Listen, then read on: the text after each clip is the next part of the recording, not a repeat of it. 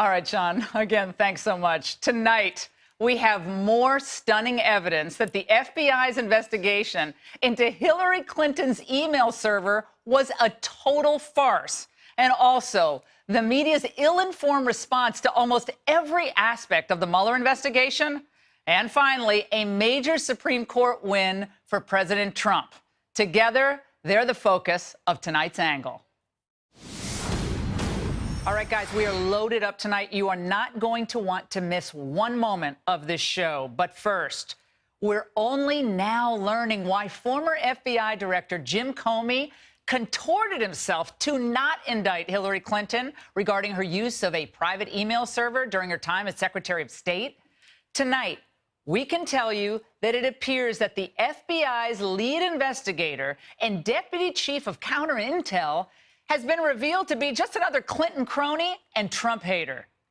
Peter Strzok was found to have exchanged anti-Trump texts during the 2016 presidential debates with another colleague at the Justice Department, this according to the New York Times. And get this, he attended Hillary's pre-4th of July interview that was never transcribed, and he reportedly urged Comey to strike the phrase grossly negligent to describe Hillary Clinton's handling of classified information. He softened it to extremely careless. Although we did not find clear evidence that Secretary Clinton or her colleagues intended to violate laws governing the handling of classified information, there is evidence that they were extremely careless in their handling of very sensitive, highly classified information. Unbelievable. And this gets better. This same partisan official was one of the lead investigators assigned to the Bureau's Trump-Russia inquiry. He was very busy. And not only that, he was also part of the interview team that questioned Trump National Security Advisor Mike Flynn on January 24th. Huh, what a coincidence. This guy is just everywhere. But wait, there's more. Mr. Strzok is a pal of Comey's. He wasn't taken off the case by special counsel Robert Mueller until this past summer in July. So why the heck didn't Mueller inform the public, given the stakes involved and the need for public trust in this investigation? Why didn't he tell anybody? This guy was writing anti-Trump texts during the debates. So much for transparency. And of course, let's not forget, we have a gaggle of anti-Trump, pro-Hillary prosecutors who are still working for Mueller right now. My friends, this is unacceptable, it's disgusting, and it's unfair. Tonight, I urge the DOJ's Inspector General, who seems like a terrific guy, Michael Horowitz, to release a full transcript of Mr. Strzok's texts, and maybe even those of other key Clinton and Russia investigators. Now, remember, this is the same man who helped lead the investigation into the so-called Trump-Russia collusion, this Mr. Strzok character. I have a question. How can anyone at this point, just learning this fact and the other facts that we've cited on this show, trust the Mueller office at this point? No transparency. They're not telling us the truth about this, and we're only learning it when the Inspector General somehow releases this information to the public. Since the Mike Flynn plea deal just last week, the media experts are predicting, oh, it's curtains, it's over for the Trump presidency, R.I.P. Donald Trump's political life. But I'll tell you what's obvious. Here it is. Although Flynn did lie, the collusion case died. So now they're on to the so-called obstruction of justice case against President Trump. The experts think it's all cut and dried. Just by the public record, there's one piece of evidence for obstruction of justice after another, and this seems to be Exhibit 1. That seems to be in the territory of obstruction of justice. I think what we're beginning to see is the putting together of a case of obstruction of justice. Oh, move over, F. Lee Bailey. Now, so how worried should Trump be at this point? Well, time will tell. We don't really know at this point. But consider that the media and legal and political experts who are predicting Trump's impeachment, They also predicted this about the president's travel ban.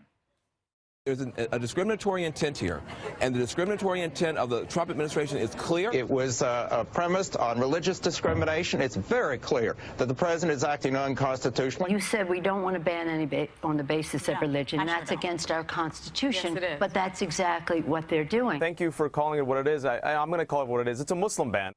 Well, today, a refreshingly sane order by the Supreme Court on President Trump's so-called travel ban of 6 mostly Muslim countries. Well, the court declined to halt the ban despite rulings in 2 different lower courts. This was a preliminary, but nevertheless a major victory for President Trump, who always had the constitutional right to determine the classes of people who can and cannot enter the country for security reasons. Now, once again, the experts are wrong. And while the media has a case of the vapors, a total meltdown over Flynn's cooperation with Mueller, the president is racking up win after win. Tax cuts are coming. Retail is soaring this Christmas season. The market is way up. And now a key win at the Supreme Court. And it's only Monday, my friends. And that's the angle. Joining us now, Alan Dershowitz, an emeritus professor at Harvard Law School, and in Washington, attorney Scott Bolden. Professor Dershowitz, let's start with you. This has been a wild day. The information that has come out just on Mr. Strzok, he was at Hillary's questioning, he was at Flynn's questioning, and now we find out that he actually had a number now of anti-Trump tweets, texts, that he sent out during the presidential debates. Michael Horowitz, the Inspector General at the Justice Department, should he release the text of those messages that apparently caused so much consternation? He was relieved of his duties. Yes, I think he should. And I think that Strzok should have recused himself from the very beginning. And I think that Mueller was right to take him off the case. What I'm concerned about in your monologue is you're doing to Hillary Clinton exactly what the Democrats are trying to do to Donald Trump. You're trying to criminalize political differences. Look, I don't think Hillary Clinton committed any crimes. I think she was extremely careless. I think that was a decision that ultimately was made by Comey, not by one of his deputies. Maybe the deputy suggested it. But I think we have to stop criminalizing political differences on both sides. Hillary Clinton shouldn't be locked up. Donald Trump shouldn't be prosecuted for any crimes. If you don't like what they did, don't vote for them. No, I get that point, Professor, but and Scott, we'll get you in just a moment. Here's the problem is that we have people in our military who are prosecuted for mishandling classified information fairly regularly. Civil servants who are prosecuted for mishandling classified information. To the regular person watching Fox right now, they say, okay, why is the Clinton dynamic always special? Why do they get special treatment here? I don't think anybody in a position that Hillary Clinton is in has ever been prosecuted for anything like this. And that's what was said by Comey. And I think that's right. When you're in a position like Secretary of State and you have a lot of underlings working beneath you, it's very different than if you are your own officer in the Army and you take things home in clear violation of rules. It's classified information. You know, on the other side, I hear my friends on the other side are saying exactly the opposite, that the case against Hillary Clinton is non-existent and the case against Donald Trump is very strong. Let's go to Scott. I want to see a ceasefire on both sides. Yeah, I got it. But, I mean, then there's nothing you can do as an elected official to mishandle classified information that would actually redound to becoming a criminal violation. But I get your point. You don't want to criminalize politics. You have to show specific intent. But, Scott, let's go to you. I think deleting a lot of emails shows specific intent. But, Scott, let's go to you. Let's start with Strzok and let's reverse the tables here.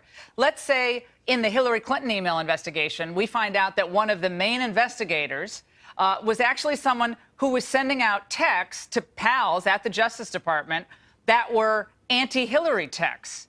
Would you be on the show now fairly upset about that if it hadn't been at least revealed? My position would be exactly the same. I agree with Professor Dershowitz. In this regard, you sound like, Laura, that This is the main investigator. He's making decisions on his own. He was the number 2 guy in counter intel. He may be, but there are layers and layers and checks and balances. So you wouldn't have in a problem all with it, investigations. Scott? You wouldn't have a problem if the shoe were on the other foot, honestly? I have a problem with it. He should be removed. It's an appearance issue in connection to this sensitive investigation, but it is not the end-all or be-all to whether the investigation ought to go away or whether it has been severely tainted. He has been removed. What else would you have Mueller do? He was removed in July, 6 months, 5 months after he was there for the questioning of Michael Flynn. And he after was not we alone find in out, those only when the questioning. IG got the information, we found out about the text. He was not making the final call. Yeah. And when they found out about the texts, he was removed to an HR position. Yeah, that's ironic, Professor Dershowitz. He's at that's HR as much now. as you can Great. do. That's okay. He's not alone. He should have recused himself, and I think he should be severely punished for not recusing himself on his own. He knew that he had a bias. He knew about these emails. The He should have Democrats would recused be, himself immediately. Alan, the Democrats would be going bananas if the shoe were on the other foot. I'm sorry, they'd be going crazy about this, and I really think they would have. And it's not right. On either side, Scott, it's not right. All right, let's move on to obstruction. Professor Dershowitz, your old pal, Jonathan Turley, was on Special Report earlier tonight saying this. Let's watch. I'm afraid I have to disagree with my friend Alan on that. I've always taken the view that a president could be charged with obstruction. But in fairness to Alan and Mr. Dowd, the president's attorney, this is a good faith question. You know, the professors use this as a parlor game for years of whether a sitting president can be indicted, the meaning of emoluments, whether you can self-pardon. It just happens that this administration seems on course to answer all of them. Professor Dershowitz, back to this question about obstruction. And the president. He doesn't have my view correctly. He doesn't have my view correctly. Of course, a president can be charged with obstruction of justice. Nixon was, and Clinton was. But in order to be charged with obstruction of justice, you have to go beyond simply exercising a presidential prerogative under Article 2 of the Constitution. If you bribe or take a bribe, if you destroy evidence, if you do what Nixon did, which is pay hush money or tell your subordinates to lie, of course you can be charged with obstruction of justice. But you cannot be and should not be charged with obstruction of justice if you merely pardon people, you merely fire people, even if the prosecution believes your intentions are not good. That's what George H.W. Bush did.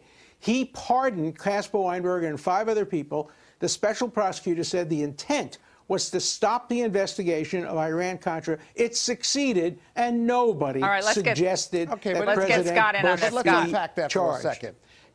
I'm glad that Professor Dershowitz has said that you can be prosecuted, because that's what the impeachment process in the Constitution talks about. But if the president has corruptible intent, if he fired Comey and he asked him to lay off Flynn to protect himself, or to do anything that was corruptible intent so that he would not be prosecuted or impeached, then he certainly can be gone after and prosecuted, be it at the state level, be it the political prosecution of the House of Representatives, and then afterwards he can certainly be prosecuted. But listen, there are a lot of these concepts and precepts that need to be tested in the courts. There's a great disagreement about it, but no one is above the law. And if he took out a gun and murdered somebody or raped or stole from someone, I must tell you, but it's not that far-fetched in the sense that not that far-fetched. President murdering and raping someone isn't far-fetched. What are you talking about? Let's be clear. What are you talking about, Scott? You lost me on that one. Professor, wrap it up. He can't be prosecuted for obstruction of justice. I have never said that a president can't be charged with hold on, obstruction of Scott. justice. And be prosecuted. This is a distinction that Professor Dershowitz wants to make. Go ahead.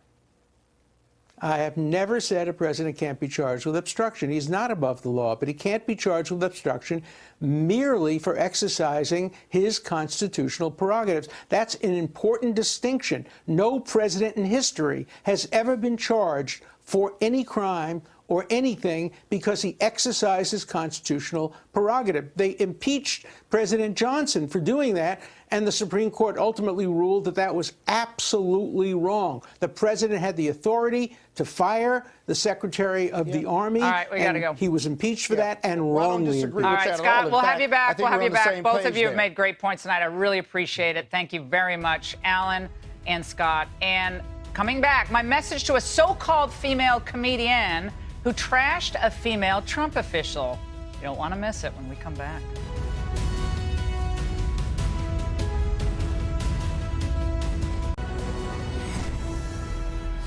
President Trump is pulling out all the stops to try to save the GOP's slim majority in the Senate. And he formally endorsed Judge Roy Moore today, who's facing sex assault allegations from a number of women.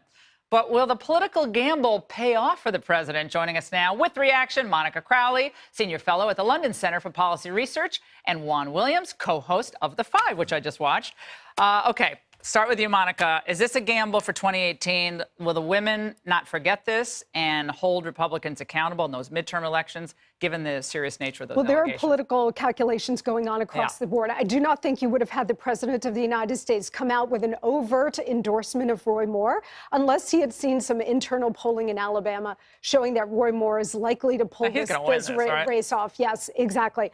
I mean, I do think it's interesting that the Republican Party, which disengaged from this race, the RNC, has now decided as of tonight, Laura, that they're back in this race. They're going to start re-injecting money to support Roy Moore because they realize they need a GOP body in the Senate body. Juan, this is what Mitt Romney said. I believe we have a tweet from him. It's always a good day when Mitt Romney's weighing in. He said Roy Moore in the U.S. Senate would be a stain on the GOP and the nation.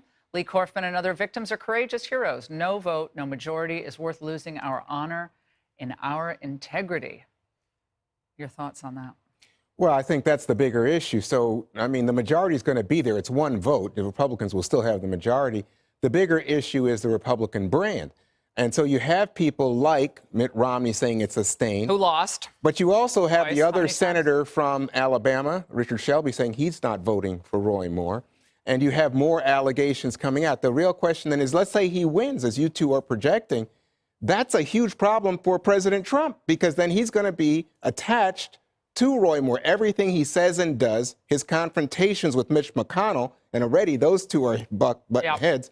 So everything that he does, in addition to the possibility that he would be expelled, that the Senate Ethics Committee would act, and it's the RNC that's saying they're going to put money into the campaign tonight because they're controlled by the president, President Trump. But the Republican Senatorial Campaign Committee, they're not. Cory Gardner, the senator from Colorado, these are big establishment Republicans. Cory Gardner is like open borders, open markets, loves the TPP. You are so hard on Republicans. No, I'm a populist conservative. Okay, but Mitch McConnell is the Senate majority leader. Let me tell you. In 1987, I was 22 years old in Washington, D.C., and Ted Kennedy, God bless him, and Chris Dodd, who I actually like as a person. I mean, there are a lot of, rolling around the floor in the Brasserie restaurant with 20-something. I mean, let's be honest here. The Democrats tethered themselves to Democrats who were all over the place morally for years and held them up as the lions of the Senate. The great lions, let alone someone who died in Chappaquiddick. So let's not talk about the moral barometer of the country. I can't believe that Laura Ingraham would sit here and, we're talking about a guy. Chappaquiddick, I've been there many times. I say prayers there every time I go. Father, Son, Holy Spirit. Was that a 14-year-old girl? Was that a 14-year-old girl? Is it a life? Who was stripped down by this guy? She's dead. Oh, please. Not here to celebrate Christmas How about the 16-year-old girl that says that he was taking her out in the woods? Come on, Laura. But the Democrats stood by Ted Kennedy, right? Dead. He couldn't swim a mile across the Chappaquiddick Sound, please. Is Ted Kennedy on the ballot, or is Roy Moore on the ballot? He ran for how many times? Did you vote for him when he was running for president? No. Would you have voted for him if you were Let me just tell you, my mother, who's dead, said that's it. But I'm going to tell you, I can't believe that you and evangelicals would now say, oh, I'm going to make an excuse. I didn't endorse Roy Moore. Team party politics? I endorsed Mo Brooks. He was my man from the beginning. Okay. He was my guy. Go ahead. Politics is the art of the possible. Yeah. And more often than not, purity is not involved in any way, shape, or form. Purity in politics. Purity in politics None of us doesn't really exist. Perfect. So voters have to make a choice, right? And it's rarely a choice between sort of black and white. There are shades of gray. And what you're pointing out is that the Democrats have had this long history of hypocrisy. It doesn't mean Republicans should follow suit. That's right. But I think voters in Alabama are making a calculation, and their choice does rest with them. And they're saying, wait a minute, Al Franken is still in the Senate. Yeah. Okay, this a 14-year-old girl. That's not what Franken's charged. I am not excusing any kind of bad behavior. I'm talking about political calculations that are made every day. All right, I got to get to something else. Chelsea Handler, apparently she's a comedian. And she said this. Do we have the thought? Let's watch. That harlot that they're dressing up and trolloping out every day. I mean, one day she has no makeup on at all. The next, she's got like 6-foot long eyelashes, and she's got cleavage and summer whore lipstick all over her face. Can you believe what they've turned her into? A proper trollop. First of all, did she turn the word trollop into a verb? Can you do the verbing of trollop? Very 19th century. Liberal women say they're for women, but they're really for liberal women. That's right. They trash conservative women and they harlots, she didn't use the word doxy, did she? But that's a good one, too.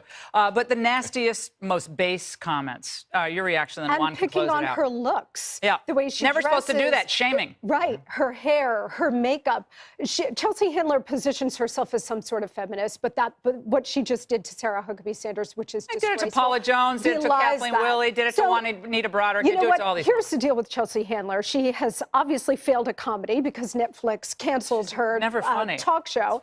Rarely funny. So she's got to try to remain relevant to her leftist peers, right? So by going after an easy target like somebody in the Trump administration, that's how she thinks she's going to score. Juan? I just think it's tawdry. By the way, I like that word. You're really educated, doxy. But anyway, strumpet, doxy, harlot, hussy. But let's go through the whole list. If you wanted to have issues with Sarah Sanders, I mean, yeah, go ahead. A lot of substantive things. Yeah, to talk but this about, this is trashy. Chelsea, not lately. Great to see both of you, and you don't want to miss what I have for you on the other side of this break. Leave it to Time Magazine to celebrate some of the worst people in America, and later, my advice to President Trump on how to honor the life of Kate Steinle and shame the city of San Francisco. Stay right there.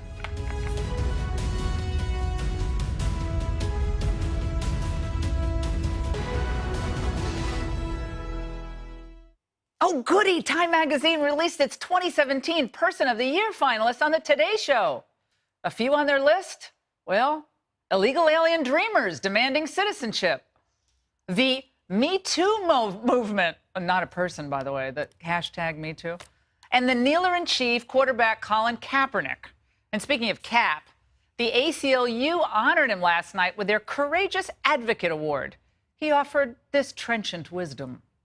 We all have an obligation, no matter the risk and regardless of reward, to stand up for our fellow men and women who are being oppressed,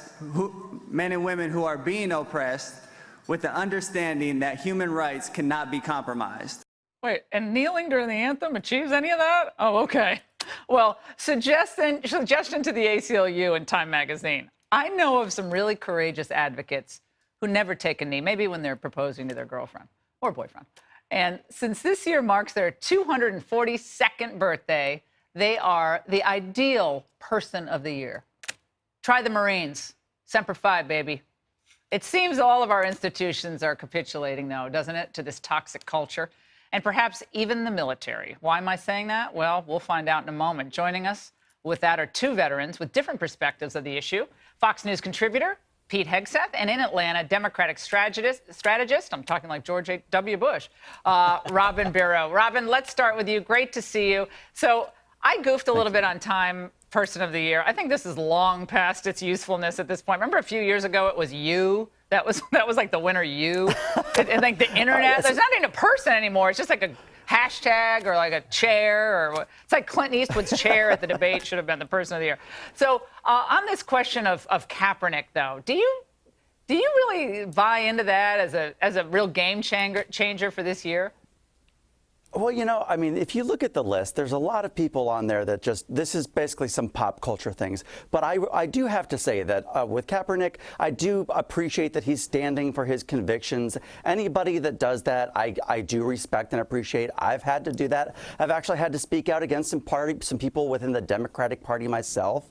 And I had to stand for some convictions that could have caused me some repercussions. And it was uncomfortable, but, you do what you feel you have to do morally, and at the end of the day, he did that. I respect his reasons. He even had a special forces veteran consult with him on how to respectfully protest, which was to take a kneel, which in the military, as my fellow panelist knows, that is a sign that you are injured. So I understand the sentiment. Yeah, let Pete get in it. May have been the one Green Beret that got it wrong, okay? Anyone knows who's worn the uniform to stand for the national anthem. He succeeded in getting fired, not getting rehired, muddying his cause, tanking NFL ratings, and then maybe extorting the NFL for $90 million was an upside for him. He wants to be playing football, doesn't he? He does. He doesn't really make it as a pundit. He threw too many Pete. interceptions, and ultimately was not his. We don't really know what his cause was, generally speaking. But when you look at this entire list, I mean, Kim Jong-un's on the list. He'll probably he should get it this year because he'll probably be dead next year. I mean, if he Trump, I mean, you guys, the only person who should make it is Trump. Trump has turned the media upside down, has turned politics upside down. For whether you like him or not, have they had a cover without him? How could it not yet? Be Trump? They're obsessed with him. Well, good. Well, he should be the man of the year. He should be the man of the year. No, but it's the person of the year, Laura. No, it's person. And he ran against political correctness, and that's part of the reason he got elected. So let's remember that. Even the name of the award itself is the reason why he's so successful. Hey, Robin, I have to ask you a question about this other issue that came up today. We weren't going to get into it, but I do think it's pretty interesting. Yeah. Now, if you smoke pot, it doesn't disqualify you from military service. And I know a lot of the kids, they've tried pot, and I'm not in favor of it, but I know a lot of people have. They recruit about 80,000 people a year, I believe, into all the branches of the armed forces. Do you think this is a good thing? That it's like a slippery slope, it's lowering the standards, or ain't no big deal as long as you're not token up now? Well, as a veteran Ranger, I surveyed a bunch of my Ranger buddies, and most all of them agreed. I did a poll on our little Facebook group of about 4,000 people, and by and large, overwhelmingly, they said that as long as you didn't test positive when you're at MEPS, that they didn't see it as a reason to be service disqualifying. Because a lot of kids do this, especially, you've got to consider the states that this is legalized in, and a lot of these guys want to join the military to change their lives and give back to society. I can respect that. So, you know, I understand the need for more waivers. There are so many high school students who don't qualify by body mass index standards, all of that. Oh, you don't think that matters? And we're trying to build up our military. Yeah, well, they're building up the wrong means. way. They're building up the width instead of the strength. That's a problem. I mean, we have a major obesity epidemic. Michelle Obama recognized that, and unfortunately, it's really affecting recruiting. Very is it much not, so. Pete? The amount of guys and gals soldiers, you can actually recruit is much smaller than it used to be. Yeah. We do live in a different culture, though, where marijuana is being legalized. I'm totally against it. Totally against it. I get that. Nightmare. But if you're some young kid who's in a state where it's legalized and you did it once or twice and you can't go to the military, problem is prior performance is indicative of your future. And so if you're a pothead and you want to go to the military, why is the Army lowering its standards and saying we want you in next? What's the latest of the transgenderism in the military? Now Trump kicked it over to Mattis, and Mattis is kind of squirrely with it. What's going on there? It's still in the middle of the bureaucracy of DOD. I think Trump wants to do the right thing. As with so many things, what will the bureaucracy try to change? What are they afraid of? Because social engineering has been ingrained, political correctness has been ingrained into what our military does. So many great people that want to do good things, but their incentives for their next promotion, it gets more political as you get higher to the that's top. What everyone always says to means that you go along to get along. I hope this administration will actually change that trend. It's like hot potato. Everyone's like, it's a hot Yep, no, potato. don't Robin, touch quick it. take on the transgender issue. What will ultimately happen with Mattis?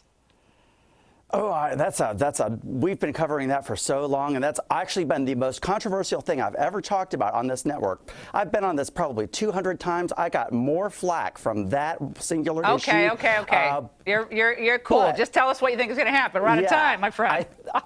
Okay, out of time. Got it. We're gonna vet the ones that are currently in to see if they're able to serve, and I do believe they may put a ban on maybe the surgical procedure itself. At least we don't pay for surgical procedures. Maybe the VA doesn't start in the business of. Oh, we're on our way. Yeah. Well, we appreciate both of you. Thank you both Man of for the year, joining us. Donald Trump. Man of the year, Donald Trump. No doubt about it. He didn't give him an interview, though. Good for him. That's right. He's like, I'm not going to do it, but you can name me Man of the Year, Person of the Year, sorry. And to bake or not to bake for a gay wedding? That's the question before the court tomorrow, the Supreme Court. So what happens when gays' rights clash with religious liberties? That and my memo to the president, everybody's going to be talking about tomorrow. Don't move.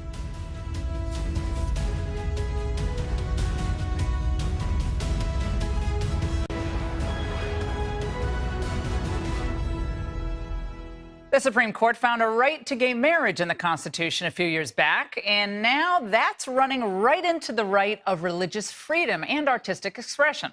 Now the court will try to figure out how to balance it all out when it hears a big case tomorrow involving a baker who refused to make a cake for a gay wedding.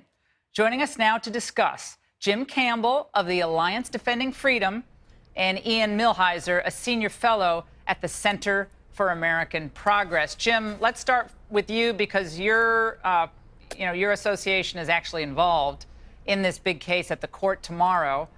A gay couple says, look, we have a right to get married, and this is a public establishment. Why can't we go in there and get a cake without being discriminated against? What do you say? Well, just because you have the right to get married doesn't mean you have the right to force someone else to participate in helping to celebrate it. And that's the thing about this case is you can support same-sex marriage and support Jack Phillips, because whether you're on the right or you're on the left, everyone understands that no artist or creative professional should be forced to celebrate something that conflicts with their deep beliefs, whether those beliefs are religious or whether those beliefs are based on something else. And does for instance, a gay baker have to make a cake for a white supremacist organization? They have a right as a white supremacist organization to exist, to gather together, to have meetings. They just don't have a right to be violent. Right. So would that be fair to have a gay baker be forced to make a cake for that? Yeah, there's no law that says that white supremacists are what's called a protected class. So you have a bunch of civil rights laws that say you can't engage in certain kinds of discrimination. You can't discriminate on the basis of race, you can't discriminate on the basis of religion, you can't discriminate on the basis of gender. In many states, you can't discriminate on the basis of sexual orientation. There's no law saying that you can't discriminate against someone because they are racist. And so I think that question is a bit of a red herring because no legislature is ever going to pass that. Right, but my point is you have a First Amendment right, as reprehensible as that is, and you have the right to exercise it in any way you see fit. And if they want to have hors d'oeuvres or biscuits or cupcakes made and they want to go to an establishment just to force the case or force the issue, you will recognize our right to speak out or to have a rally, even if you find it, again, underlying conduct, reprehensible, you don't support it. Yeah, I mean, it's a First Amendment right. That's a fairly absolute right in our Constitution, is it not? You have a right if you want to be a bigot. You have a right to join a white supremacist group. But what you don't have is a law protecting you as a white supremacist. No, you have the Constitution protecting you. Some people would say, unfortunately, given what's happened in Charlottesville. But you have a Constitution protecting you. And Jim, let's go to you on this. I mean, the problem is I think it goes from tolerance to you must agree with what we're doing. And that's where I guess the baker said, I'm happy to make other things or help out, but it's just, I don't want to put, I guess he didn't want to put the two male figures on the top of the cake. That's where he drew the line on the figures, which I found kind of interesting. Well, I mean, the facts here are pretty clear. So they came into a shop, they asked if he could make a custom cake, and he said, listen, this is not something I can do, but I'll sell you anything else in the shop, and I'll make a different cake for you for a different occasion. But because of my religious beliefs, this is just not something I can do. That's a very reasonable line, and the law should give him the space to do that. But the other thing I would mention is, and you were talking before about who else are we going to force to do things. Here in D.C., one of the laws requires that businesses can't discriminate on the basis of political views. And so are we now going to force a Republican speechwriter to write for Hillary Clinton, or are we going to force a Democrat speechwriter to write for Donald Trump? That just doesn't seem like the America that I want to live in. All right. And Ian, just really quickly, wrap it up. Sure. I mean, well, this issue with civil rights laws has been litigated and decided over and over again. In the 1960s, you had people who didn't want to serve black people. They claimed a First Amendment right. Supreme Court said no. Well, we'll see. In the 1980s, you we'll had see if the same the court thing with makes women. that same comparison, guys. That's going to be the big issue for tomorrow. And I appreciate both of you. Unfortunately, we're out of time. My friends, you're not going to want to miss my message to President Trump on how to really shame San Francisco in the wake of the Kate Steinle verdict. This is important. Stay tuned.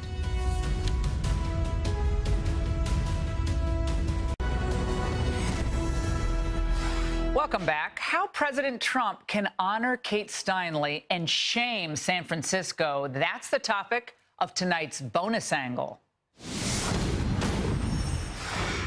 President Trump has an enormous amount of discretion as chief executive, and one of his many unilateral powers seems small, but it actually can be used for something big, as in sending a message to the cities and states across America who refuse to help the federal government enforce immigration law.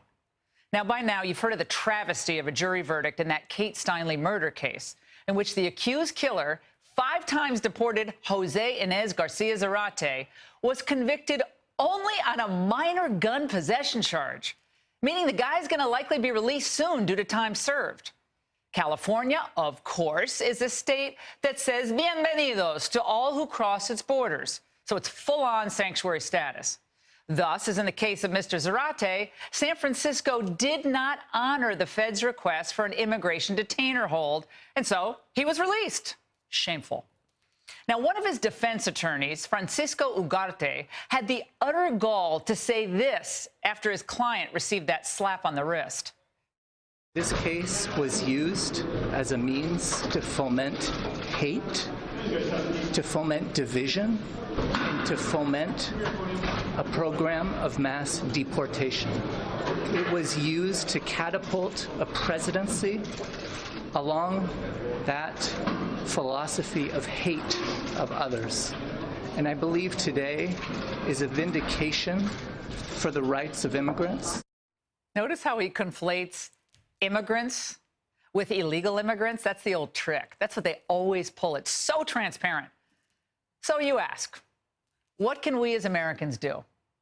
Now, you would think that the election of Donald Trump last year would have been a wake-up call, but instead, some of these cities are actually doubling down in favor of open borders, endless benefits, and more protections for illegals. Now, certainly, of course, defunding sanctuary cities is an absolute must, and the House has already passed legislation to do just that. So the Senate now needs to act really quickly, get it done. But here's another idea. A simple Google search of federal parks in San Francisco lists several, including the San Francisco Maritime National Historical Park. Now, that's not a particularly interesting name, is it, for a park that was established just in 1988? So I have an idea. Check it out. Suppose this week President Trump issues a presidential proclamation renaming that park Kate Steinle's Park.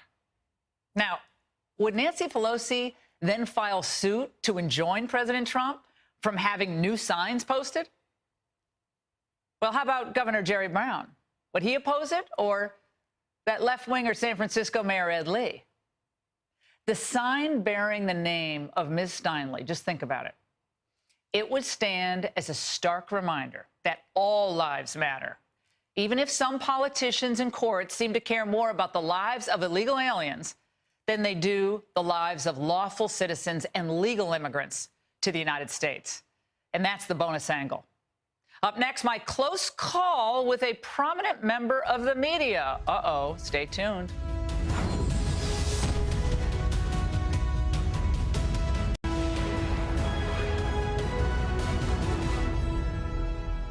Now, finally tonight, let's face it, we've all been there. A long bus ride or flight when everyone around you starts getting a little too comfy, loosening their belts, talking loudly on the phones like it's not amplified, brushing their hair. Then you hear that click, click, click. They're clipping their nails across the aisle from you. I kid you not, you've seen it all. Well, commuters took matters into their own hands on a bus in India last week when one passenger, his name was Prakash Kumar, 27 years of age, not only took off his shoes, but his socks, too. According to the BBC, the stench emanating from these moist metatarsals was so foul that his fellow passengers asked him to put the dogs back in the kennel or to throw away the socks altogether. Well, he declined, and the bus diverted to a police station where he was promptly arrested. Now, coincidentally, shortly after seeing this story, I talked about it on the radio this morning, I ran into a certain, very affable, well-known member of the news media on the Acela train up to New York from Washington. Now, as he walked past my seat, there you see him, he was happy as a clam. I looked down, and I couldn't help but notice this. Those are pink or orange socks, I think. Well, you've heard about snakes on a plane. I give you socks on a train. I'm happy to report there was no derailment, no stop at the police station. So who do you think this was, the socked masquerader? Tweet me your guesses at Ingraham Angle or Facebook. That's all the time tonight.